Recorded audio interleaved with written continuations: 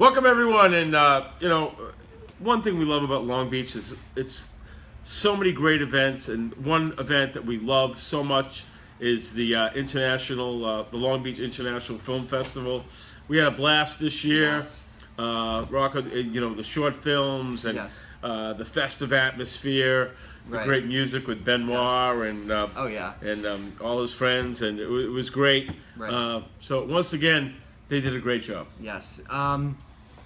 The film festival is something I look forward to doing every year. It's a wonderful event. All these incredible people and incredible businesses, they come to Long Beach for 4 days, and they put all this together. You have all these feature films and short films, and it's a really great opportunity for filmmakers and actors to really network in this town, and it really, to have a film festival in Long Island, in Long Beach, is just, it really is a nice feather in the town's cap, because it really makes you feel like this town really stands out and it's really special.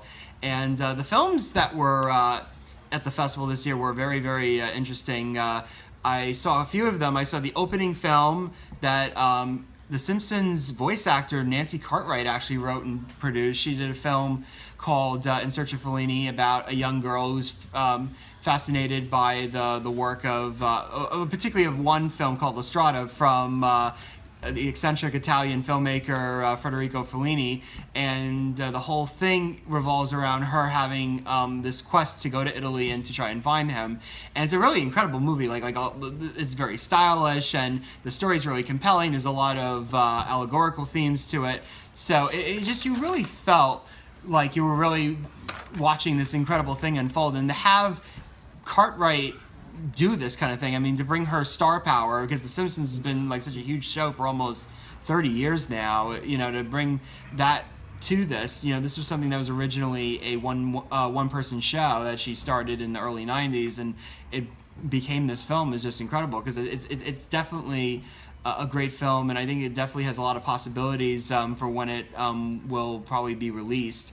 There were a couple other films that really stood out too. One is a film called documentary called Romance in the Digital Age. The title's pretty self-explanatory, but it's about something that's very, very important now, is dealing with the fact that there's we have people trying to get together, and then you have things like applications. People use things like Tinder and Grindr and having to hook up versus being able to date. And I feel like that's a really important thing to have discussed right now. I mean, to have a film like that presented, I think really elevated an important conversation that needed to be had. And then the other film that really stood out, there was a documentary that was done on this gentleman who was connected to Howie and I have been very involved in this the last couple of months. There's been a couple of rock stars that have died of drug overdoses. This was a rock star who died of a drug overdose in the 90s. This gentleman by the name of Brad Knoll. He was the lead singer of a ska band called Sublime. They were like a very popular cult band, and they were on the verge of really making it before he died of heroin. And this really tells about the story of this gentleman connected to him, and then the fact that his son ended up having problems because to have a father die and then have his son go through circumstances that trying. I think it really shows, it really pushes forward the conversation on the whole opioid situation, and have that, considering it's a big problem in Long Island, I really feel like having a film like that really was important to be presented at the festival. And I really think it was a wonderful event, and I give it up to Craig Weintraub and for really putting this wonderful thing together. We had so much fun. We got to see so many wonderful, cool people, especially the Nesquik bunny. That was hilarious.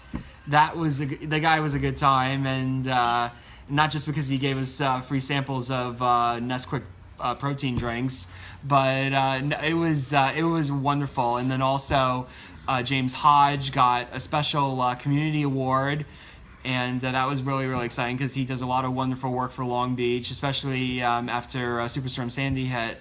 And the way everything, you can watch our video that we did of our happenings at the film festival, and it just was a really, really wonderful and exciting time. And do you have anything to add to that? No, just that it was a great event, and We also had a chance to have an in-depth interview with Howie Wiesenberg, who's done Yes. so much great things in the community, especially for special needs, and has been a longtime mentor to James Hodge, who got the Community Service Award. And it was great at the end. We got a chance to interview Craig Weintraub, who, you have a huge event like this that lasts several days, that culminates with films on the beach, taste on the beach. It takes a whole year to plan an event like this. So Craig did a great job. Yes. And let's also want to thank all the volunteers. Yes. People who work tirelessly around the clock for hours and hours. All the volunteers in the city of Long Beach, which allows this to happen. Yes. Setting up right on the beach. So it's a cooperation, but it's another great event. We always we love it, and please, folks, check it out on our Halftime Howie Show page. Rocco did a great job on the video. Right. Little interviews. Yes. Me with some pretty ladies. Yeah. Some great Always music. fun.